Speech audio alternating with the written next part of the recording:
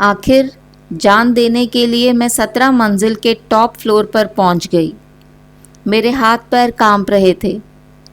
कूदने ही वाली थी कि पीछे से एक आवाज़ आई, रुक जाओ, इतनी भी हिम्मत वाली नहीं हो तुम। मैं बोली कि कूदने दिया होता तो पता चलता कि मैं हिम्मत वाली हूँ या नहीं। उसने कहा कि अगर वाकई में ही इतना हिम्मत है तो मरने से पहले एक हिम्मत वाला काम कर सकती हो। मैं पूछी, कौन सा काम? उसने पूछा, क्या तुम अपने शहर की भूतिया बंगलों के बारे में सुनी? मैं बोली, हाँ। उसने कहा, उस घर में एक पेटी है जिसमें बहुत सारा खजाना है, वो तुम्हें लाना होगा। मैं बोली कि मुझे भूतों से बहुत डर लगता है, मुझे नहीं जाना। उसने कहा, तुमको जब मरना ही है तो कैसा डर? सोचा जाए तो मुझे बात सही लगी, क्योंकि मरना ही है तो एक एडवेंचर करके मर जाए। मैं उस भूतिया बंगलों में जाने के लिए राज़ी हो गई थी। उसने बोला, अब ध्यान से सुनो। 30 साल पहले वो घर एक फायर एक्सीडेंट में जल गया था। उस घर के सभी लोग उस एक्सीडेंट में मारे गए। उस रात घर में 2 चोर और भी मर गए जो उस खजाने को चोरी करने गए थे। अब वो सब आत्माएं बनकर वो घर में भटक रहे हैं। तुम्हें उन सब आत्माओं से बचकर उस खजाने वाली पेटी तक पहुंचना है और उस पेटी को लाना है। तुम अगर लाओगी तो हम दोनों बांट के लेंगे। ये लो। मैं पूछी, ये क्या दे रहे हो? उसने कहा कि ये नींबू ही तुम्हें उस आत्माओं से बचाएंगी।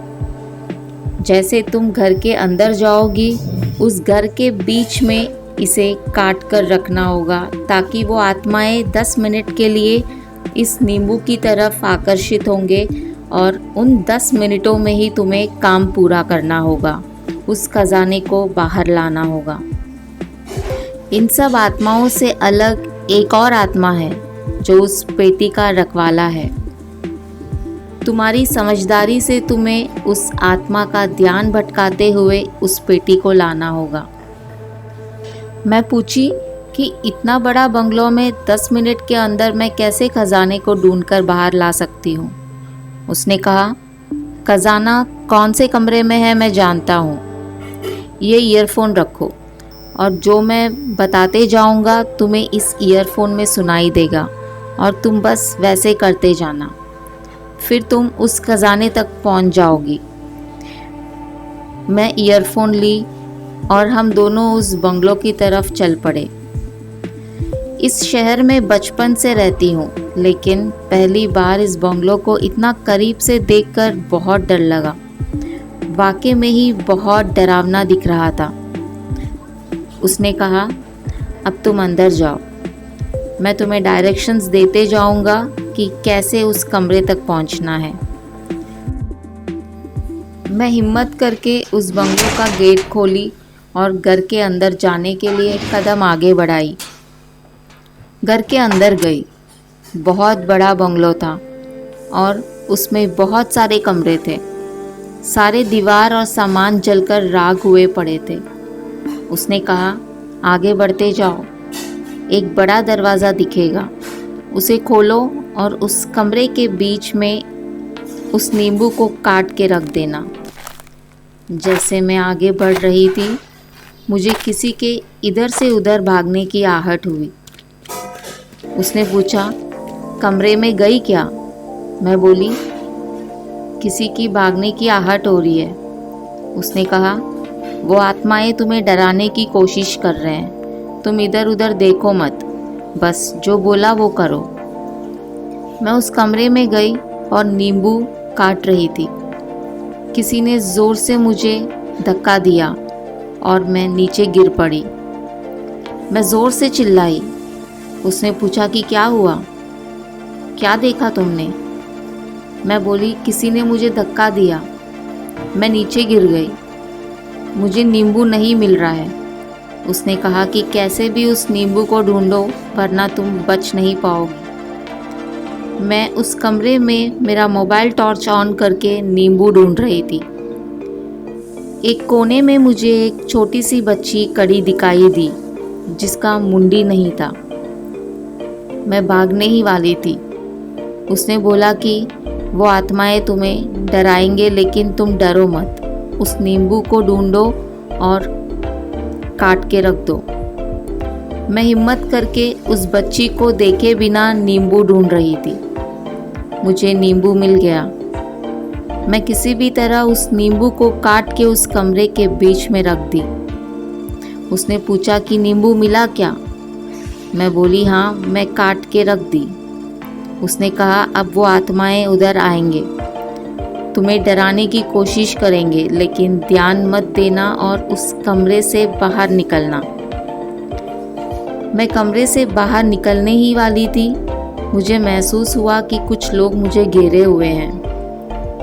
उस बच्ची की ज़ोर ज़ोर से हंसने की आवाज़ आ रही थी और दूसरी तरफ वो आत्माएं मुझे नाम से पुकार रहे थे। उसने पूछा कमरे से बाहर निकली क्या? मैं बोली नहीं, यहाँ कोई मुझे घेरे हैं। उसने कहा तुम उनकी तरफ बिल्कुल मत देखना, सीधा कमरे से बाहर निकलो। मैं कांपते हुए उन आत्माओं के बीच से गुजरते हुए कमरे के दरवाजे तक पहुंची।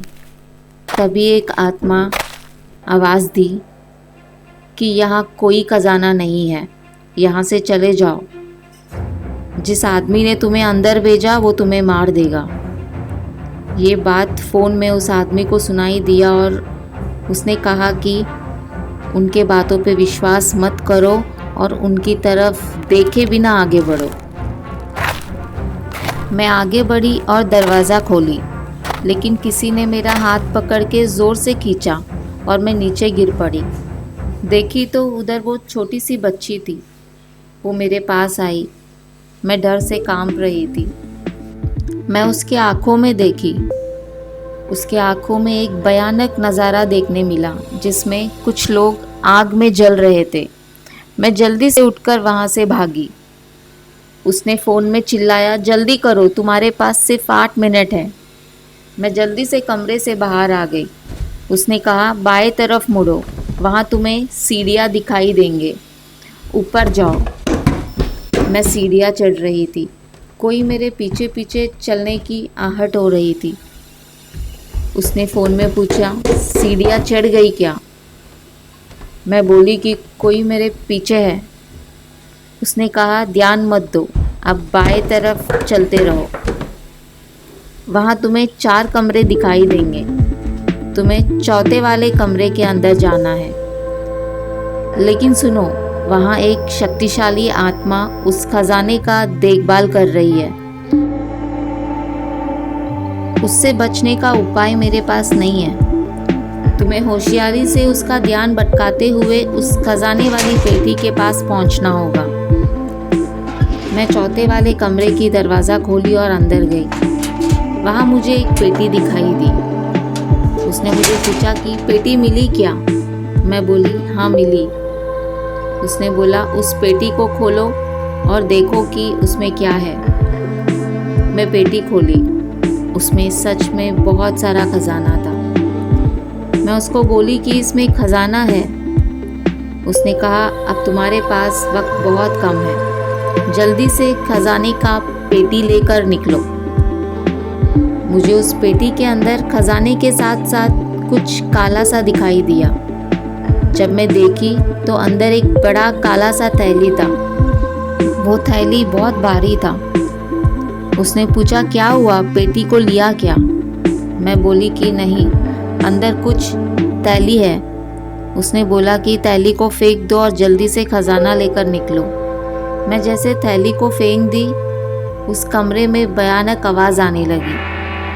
थैली से एक सर बाहर निकला और वो सरकते सरकते मेरे पैरों के पास आकर रुका। और जब मैं उस सर को देखी तो उसने आँख खोला और कुछ अनजान भाषा में कुछ बोलने लगा। मेरे पसीने छूट रहे थे। इतने में दरवाज़ा खुलने की आवाज़ आई। मुझे लगा जैसे वहाँ कोई बिना शक्ल वाला इंसान खड़ा है। मैं समझ गई कि ये सर यही आत्मा का है और यही आत्मा इस खजाने का देखभाल कर रहा है। उसने कहा अब तुम्हारे पास सिर्फ 3 मिनट है, कैसे भी खजाने के साथ बाहर निकलो।